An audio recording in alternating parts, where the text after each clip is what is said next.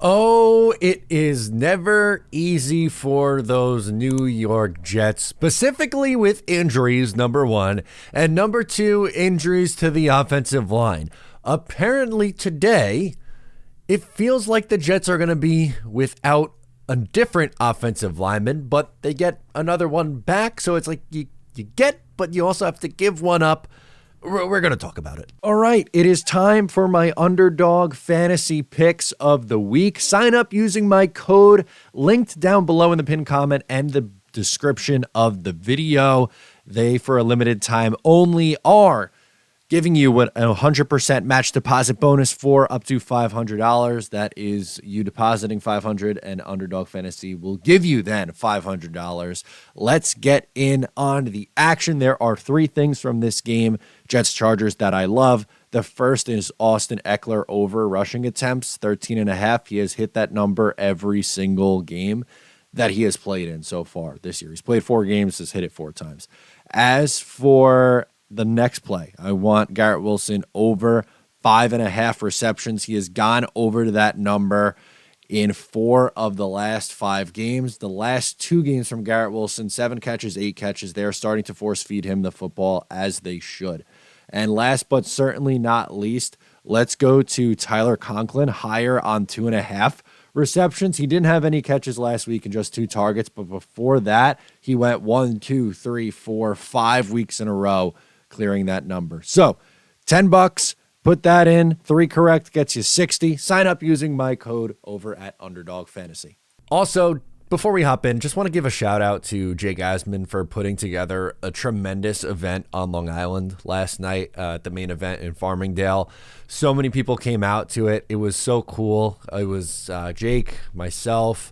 It was Will Parkinson from Turn on the Jets, Richie and Jack from Jets Media, and so many awesome Jet fans. It was so cool to hang out, have a few drinks, get some bar food, watch some Thursday Night Football, and get to talk it up. It really means a lot to everyone who, number one, came out, and number two, everyone who supports what we do every day. It's the best. Truly, we have, I made sure to tell everyone this there, but I'm just so thankful for the community that we have. It's really, really awesome, and just wanted to give an extra shout out to all the Jet fans who came out to the event last night. So, all right, let's hop into these offensive line injuries, because Laken Tomlinson now doesn't look like he's going to play on Monday Night Football. My feeling, not Robert Saleh's words. I'm just trying to read the tea leaves. We get information is presented to us, and we try to figure it out based off of that. Laken Tomlinson, who's dealing with a hamstring injury, was not in positional drills today. He was on the side with trainers. Okay, again, probably not ideal if he's off to the side with trainers when they're going through the positional drills. And honestly, Laken Tomlinson has been pretty good through most of this season this year. First couple weeks, I thought he struggled. The first, call it 2 games, but then week 3 on, he's been, for the most part, pretty solid. He's let up a couple of pressures the last couple weeks against Philadelphia and the Giants, but for the most part, they've ran the ball really well on that left side behind Mekhi Becton and Laken Tomlinson. So Tomlinson's been better, so losing him is an issue on that interior, especially when you're dealing with so many different injuries. You're going to have a new right guard this week, and luckily, I think this is the second part that's a good thing. Joe Tippmann is probably coming back. Joe Tippmann was practicing today in the padded practice with the team drills. That's a great sign. Again, he's dealing with a quad injury. He missed the last game coming out of the bye against the New York Giants. He got hurt in the Philadelphia game, is looking to make a comeback, and very likely could make his debut at center. I think if he is good to go and if he is playing in this game, it would have to be at the center position. All due respect to Xavier Newman, I just don't think that was in case of an emergency situation. He did his job in an emergency situation, but with Joe Tippmann back, he was taken in the 2nd round for a reason. He's the center of the future on this team. And especially with no Connor McGovern. I understand that Tippmann came in, did a really nice job at right guard.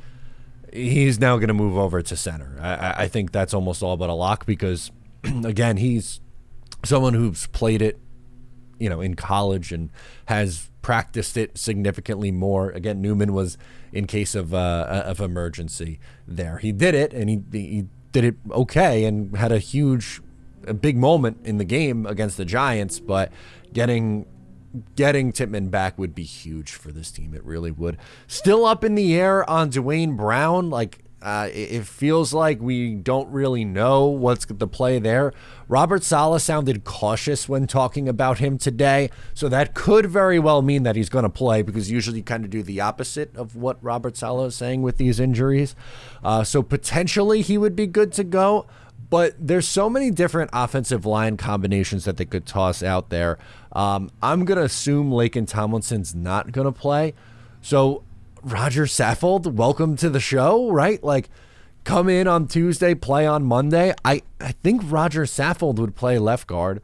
At right guard, my guess is that it's going to be Billy Turner, who came in and played guard, but is really more of a tackle. But he played guard 2 years ago in I guess really 3 years ago now in Green Bay. And then his final year in Green Bay was at right tackle, and then was at right tackle last year for Denver. But is going to be on the interior at guard. I would imagine Joe Tippmann's coming in at center. And then the tackles, if Dwayne Brown returns, he's playing left tackle would be my guess. Not that I agree with it. I would rather keep Mekhi Becton on the left side. I think he's earned it. But my assumption would be it would be Dwayne Brown at left tackle, Mekhi Becton at right tackle. If he is not good to go, you keep Mekhi Becton at left tackle and then Max Mitchell at right tackle. So it feels like it's going to be a shuffle. Keep shuffling it right along this offensive line. Every single week, it feels like there has to be some changes with it because of injuries, right? Like Dwayne Brown getting hurt forced their hand to make some changes to the offensive line in week 3, and it was looking good. I liked the offensive line of Becton at left tackle, Laken Tomlinson at left guard, Connor McGovern at center. Right guard was then Joe Tippmann, and right tackle was AVT. I liked that a lot. The unit looked good for a few weeks in a row. Then, unfortunately, AVT gets hurt. He's done for the season, so Max Mitchell comes in.